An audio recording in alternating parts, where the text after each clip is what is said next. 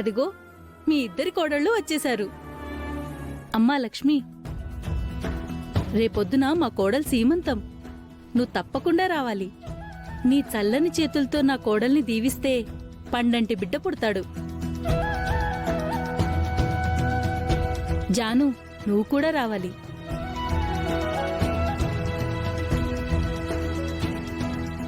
అవును జాను, మీ అత్తయ్యకి నువ్వెప్పుడు మనవణ్ణిస్తున్నావు? అదొక్కటే తక్కువైంది. అదేంటొదినా, పెళ్ళై చాలా రోజులైంది కదా, ఇంకా విశేషం వెళ్ళేదా? అదే ఉంటే ఆ మాట ఎందుకంటాను? పిల్లలు పుట్టాలని మా కోడలు రోజు గుళ్ళు గోపురాలు తిరుగుతుంది. అయ్యో పిచ్చా ఆంటీ, మంత్రాలకు చింతకాయలు రాలవ్. పూజ చేస్తే పిల్లలు పుట్టరు. భార్య భర్త కాపురం చేసి వాళ్లల్లో ఏ లోపం లేకపోతే పిల్లలు పుడతారు.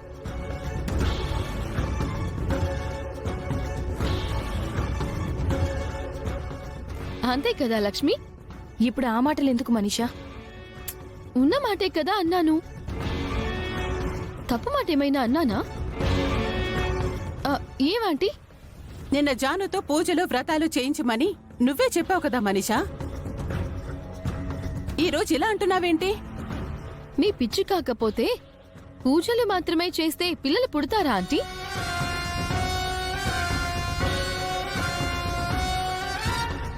నేనేదో చెప్తే మీరు నమ్మేస్తారా?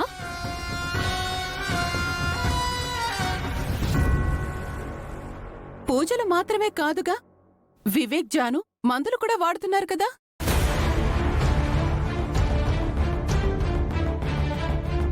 మందులు వేసుకోవడం ఏంటోదినా? అంటే వివేక్ లో ఏదో ప్రాబ్లం ఉందని డాక్టర్ చెప్పారు కదా ఆంటీ. మనీషా, ఏంటి లక్ష్మి, ప్రాబ్లం వివేక్ లో లేదా, జానులో ఉందా? ఇప్పుడు అదంత అవసరమా? మీ కొడుకులో లోపం ఉంటే మీ కోడలు మందులేసుకోవడం ఏంటోదినా?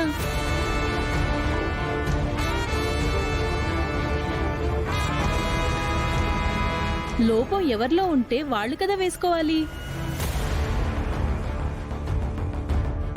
పిన్నిగారు, ఈ విషయం ఇంతటితో వదిలేయండి.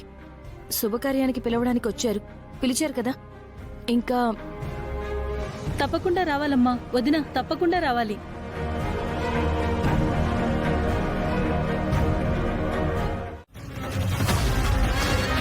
యాక్చువల్గా నీకు వేరే ఆప్షన్ కూడా లేదు లక్ష్మి. ఈ ప్రాబ్లం నుంచి నువ్వు బయటపడ్డానికి ప్లాన్ వేసే టైం కూడా లేదు. మీ చెల్లెలి కాపురం నిలబడాలంటే మిత్రతో నా కళ్యాణం జరగాలి.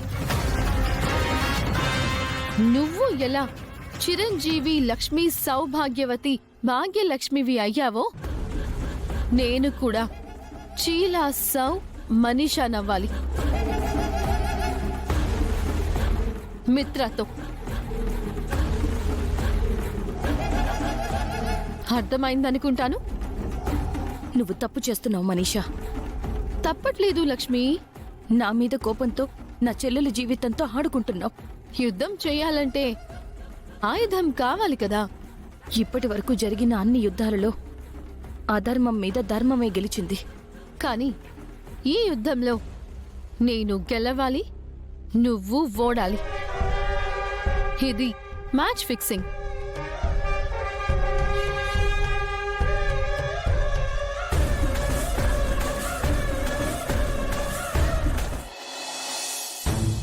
నాకేం అర్థం కావడం లేదండి. మళ్ళీ అదే మాట్లాడుతున్నావు? నీకెన్నిసార్లు చెప్పాలి జాను? అసలు నీ దగ్గర నేనేం దాస్తాను? ఏదో జానకి కోడలు నెల తప్పిందని, మనకి పిల్లలు పుట్టట్లేదని అత్తయ్య ఫీల్ అవుతున్నారు. మామ ఈరోజు కొత్తగా ఫీల్ అవుతుందా?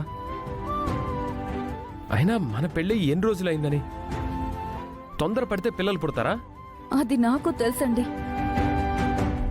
కానీ ఇంటికి ఎవరొచ్చినా అత్తయ్య పిల్లల ప్రస్తావన తీసుకొస్తుంది. నాకు గిల్టీగా ఉంది. కొన్ని రోజులు ఓర్చుకోవాలి జాను.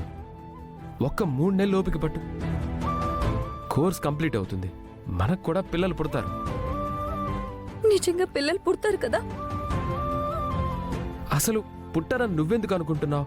ఇందాక సరోజ ఆంటీ చెప్పాక మనీషా కూడా మాట్లాడింది. లోపం ఎవరిలో ఉంటే వాళ్లే మందులు తీసుకోవాలని. కానీ మనం ఇద్దరం టాబ్లెట్స్ వాడుతున్నాం. మన ఇద్దరం ట్రీట్మెంట్ తీసుకోవాలని డాక్టర్ ఆల్రెడీ చెప్పారు కదా, అందుకే ఇద్దరం టాబ్లెట్స్ వాడుతున్నాం. అక్కడే నాకు అనుమానంగా ఉంది. లోపం మీలో ఉన్నప్పుడు నేనెందుకు టాబ్లెట్స్ వాడాలి? దయచేసి నిజం చెప్పండి.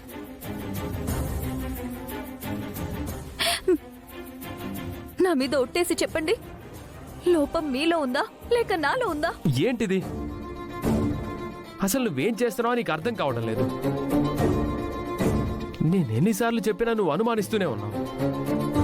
అటు మా మామ్తో ఇటు నీతో అసలు నేను పడలేకపోతున్నాను జాను. అది కాదండి. ఇంత సున్నితమైన విషయాన్ని ఎందుకు ఇంత కఠినంగా చెప్తున్నావో నాకు అర్థం కావట్లేదు.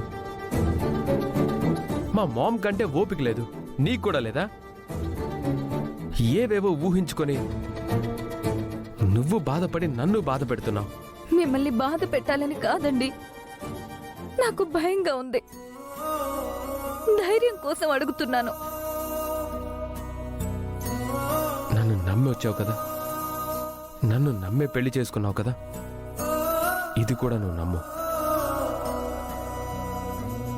నువ్వింకా నమ్మకపోతే నేనేం చేయలేను. ఇంకా నువ్వు నీ ఇష్టం వచ్చింది చేసుకో.